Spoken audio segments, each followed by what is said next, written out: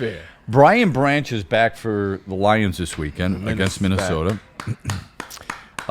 Folks who have covered this team on a regular basis have tweeted out and put on social media some of the interviews that they've had with Brian Branch. And he said, first and foremost, could not watch the game he was suspended for, Tampa. Yeah. Whether you were hurt or whatever situation may be, were you ever in that situation? I can't watch the team. I can't watch my team. Yeah, I tore my ACL in 2005, my rookie year with the Browns. It was in a game, which is my mom's birthday. Scored 2 touchdowns. I felt like this was like the coming out party in Cleveland. All right, maybe there's something here in Cleveland. Get hurt. This makes sense. It's Cleveland. And then in that space, there were 4 games left in the year.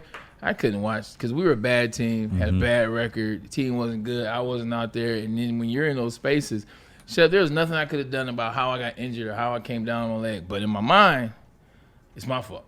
Like, it's my fault I'm not out there. I want to be out there. So I couldn't turn in. I couldn't watch this team or watch that team. Okay. So, yeah, I didn't watch it all. That's interesting. So Brian Branch is in the same club. He said the reserves in the secondary played better than the starters, which immediately makes me go, what? Uh-oh. How do you know if you didn't watch the game? but I think that's obvious from the film work that he's watched. Because he has to watch that film. Yes, has to watch the film on Sunday, right? On Monday, excuse me. Yeah. The other thing he said is he was thrilled with seeing all his teammates wear number 32, which I thought was really cool. I love that. So. Anyway, Brian Branch is back. It's great news. Lions are back this week. You know what I hope from that moment, Shep? And I know you had more, but just in that snapshot, I hope he pays attention to that. What? Pays attention to what? Brian Branch. He said he loved that his teammates wore his jersey, correct? They're showing solidarity for their brother, right? Yeah. I hope he pays attention because this is what his team feels about you, correct? So this is how you have to operate moving forward.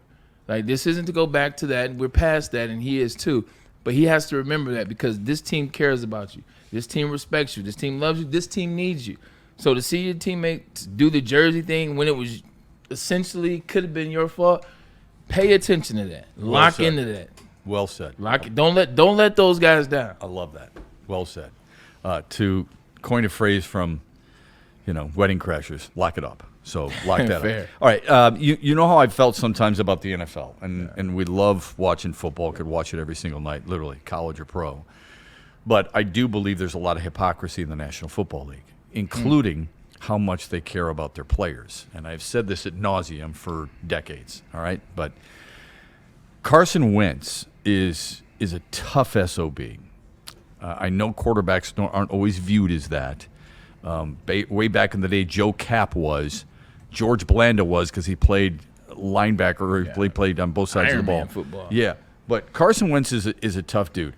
In case people don't know, he suffered a shoulder injury in the first half of Week 5 in London. Do you remember they were playing the Browns? Yeah. They were in London, and he had that kind of problem.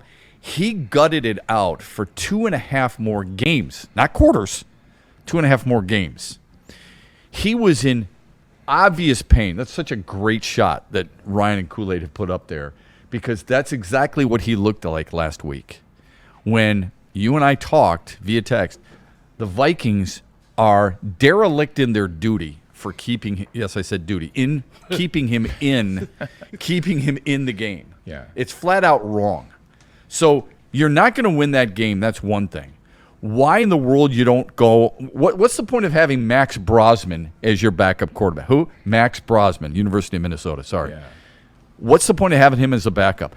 This is, this dangers, now he's at the end of his career, but still dangers somebody's career, what they did there. I know it's not his throwing arm. That could have long-term effects.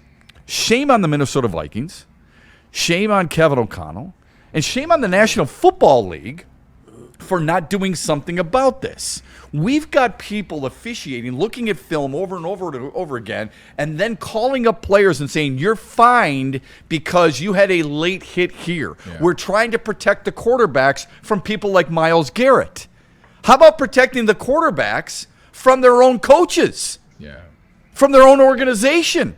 And I've got no affinity toward Carson Wentz. I don't know him from Adam. My problem is that this league preaches we care about our players. We believe about the safety of the players. And they don't do anything about the turf on which they play and putting a man in this type of situation where he could be long-term effects with his shoulder. It's flat out wrong. I'll start by here because I know what's about to be incoming. Is at the end of the day, it's up to Carson Wentz to say I can't play, I can't go. It's up for him to talk to the manager, the training staff, the doctors, the head coach. That's what you're gonna say. That's what a lot of people are gonna say, and that's fine. The problem is that's just not the human condition.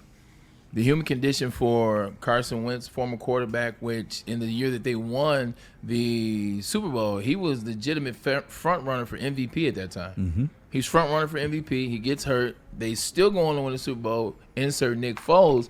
And ever since that season, he's been chasing that place and that status that he had.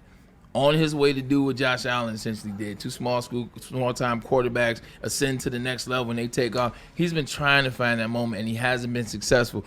So now he has an opportunity in Minnesota Vikings, with this skill set, with what this team did last year, what they're believing that he can maybe help them do. He's trying to deliver that for them.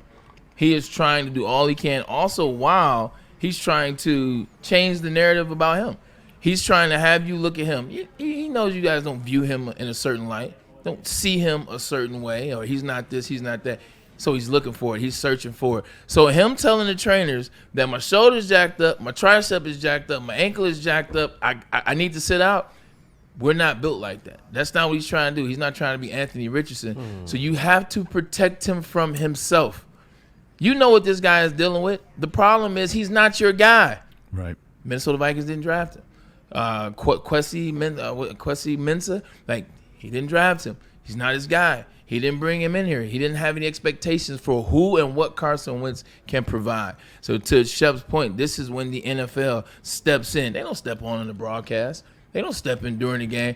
This is when you have that call come to that locker room and say, hey, look, that guy's banged up. Get him out of here, or there will be some problems. There will be, maybe some fines or some things or something serious. Why that guy's a backup? Just like Hendon Hooker was our backup, because it's an aesthetic thing. We drafted him. We'll make him the backup. He looks good in the backup row. When he needed a backup, hey, Teddy, you still playing football? Right. Are you still around? So it's more of an aesthetic thing. But this... Yeah, doctors are taking guys out for concussions because they're trying to look out for them. And that's it. Yeah. And the league is sitting here fining Brian Dable for going into the blue tent. Yeah. It's fine, because I'm not a huge fan anyway. I don't understand why you can't. If you can call Al Michaels on a Sunday night game and say, knock it off with him missing a kick, Will Reichard, because it hit one of the camera wires. You know that happened. They didn't call Al Michaels. They called the truck, though. Yeah. They called the TV truck, and then they relayed it to Al Michaels. Do a mea culpa here. They can get involved in something like this. I thought it was flat out wrong in Bush League on the part of the National Football League, just like it is when the commissioner stands on stage. Also, Kevin O'Connell, and I look, Kevin's a former teammate. Kevin's a former teammate that I might see Tuesday, or at least on the stream for you know what. But Kevin O'Connell, some responsibility goes on you. I understand this isn't your guy. You didn't draft him. He's not Sam Darnold. He's not J.J. McCarthy. But guys out there putting on the line for you, man, and you know he can't go anymore. Anybody that watched this Vikings game, every single play, it just was every single play seemed like the last play, or it should be the last play. Even I watched that game against Cleveland. Yeah, I saw when that happened, because he was actually operating decently as a quarterback, and then when that moment happened, he's been struggling ever since. They were saying it during the broadcast. When it's as obvious to the broadcasters as it would be, coaches and players all recognize it too. So.